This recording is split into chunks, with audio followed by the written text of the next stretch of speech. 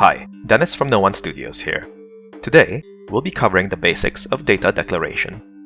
Before we actually get to declaring, what we first need to learn about is data types.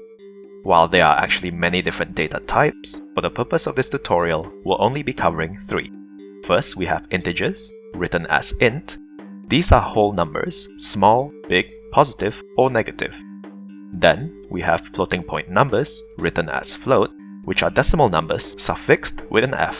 Just like ints, they can be small, big, positive, or negative.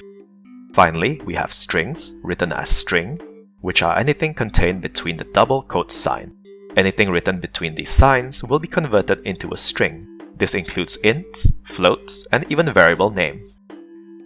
Now that we have some data types to work with, it's time to move on to data declaration. Data declaration is a way for us to assign a handle on a specific data, allowing us to access this data on demand anytime later in the code. Ignoring the private modifier for now, we can see that in line 11, we are declaring an int of value 1 to be stored in a variable called myVariable. The myVariable name is completely up to the coder and can be renamed accordingly. And as mentioned earlier, this means that we can simply call the variable myVariable anytime later in the code for us to use for whatever reason. In this case, we are calling myVariable in line 15 to be used in an if conditional that compares its value to 5. Going back to line 11, it is important to note that you can easily adjust the data type of your variable by swapping out both the data descriptor and the value assigned to the variable. So if you'd like to create a variable containing a float, you just have to replace the int with float and the 1 with 1.0f accordingly.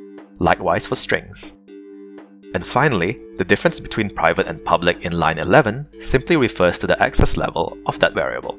Setting this to private means that only code in this script can access the variable, just like we've seen in line 15.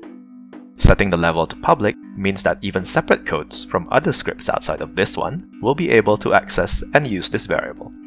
Additionally, a public access level will also, wherever possible, create a space where you can input values for that variable in the Inspector tab of the Unity editor.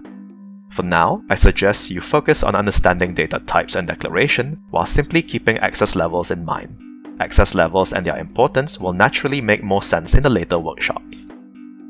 And that's it for basic data types and declaration. I hope you found this video helpful, and I'll hopefully see you in the live workshops.